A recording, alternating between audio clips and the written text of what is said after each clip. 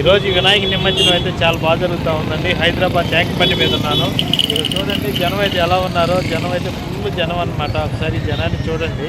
ఇంకొంచెం ఆగితే జనాన్ని కూడా ఈ ట్యాంక్ బండి మీద నిలబడినారు అనమాట. జనం చూడండి ఫుల్గా వచ్చారు. పోలీసులు బందోబస్తు అయితే ఫుల్గా ఉంది. జనం అయితే చాలా బాగా వచ్చారు. ఈ వినాయక నిమజ్జనం అయితే చాలా బాగా జరుగుతుంది అనమాట. చూడండి ఫ్రెండ్స్, మనం బుద్ధుడి విగ్రహం బ్యాక్ సైడ్లో ఉన్నాం. ఎందుకంటే ఈ రోజు అంతా ఫుల్ ట్రాఫిక్ ఉంది కాబట్టి ఎదురికైతే ఎవరిని వెళ్ళనివ్వట్లేదు. క్రేన్లు చూడండి ఎన్ని క్రేన్లు ఉన్నాయో. క్రేన్లన్నీ కూడా వినాయక నిమజ్జనం కోసం ఎదురు చూస్తూ ఉన్నాయి.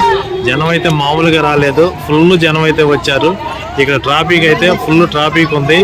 ఇప్పటికే మధ్యాహ్నం అనమాట. ఇప్పుడు మధ్యాహ్నం టైంలో ఇంత ట్రాఫిక్ ఉందంటే సాయంత్రం అయితే మనం హైదరాబాద్లో అడుగు తీసి అడుగు పెట్టలేకుండా అయితే ఉన్నాం.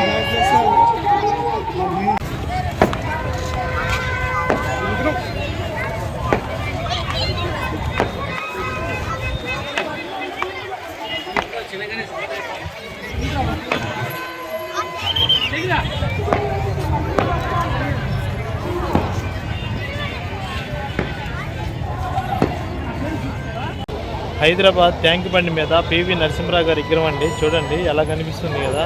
చాలా బాగా అయితే ఇక్కడ అంబేద్కర్ గారు, అలాగే ఇందిరమ్మ గారు, మరి పివి నరసింహరావు గారు అన్ని విగ్రహాలు అయితే ఇక్కడ ట్యాంక్ బండి మీద అయితే ఉన్నాయండి. చూడండి ఇక్కడ వినాయక నిమజ్జనం జరుగుతూ ఉంది ఈరోజు.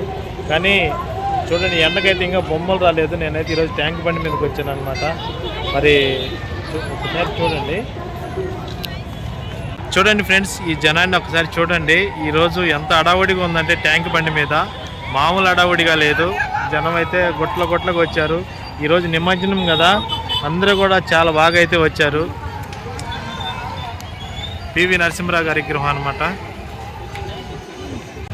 ఇంద్రమ్మ గారికి అయితే రకరకాల బంతి పూలు, అలాగే మరి చుట్టుపక్కల గార్డెన్ అయితే చాలా బాగుందన్నమాట. పార్క్ చాలా బాగా చేశారు ఇంద్రమ్మ గారికి. ఎందుకంటే మరి చూడండి బంతి పూలతో అయితే ఇంద్రమ్మ గారు చుట్టూరు గార్డెన్ అయితే ఉందన్నమాట.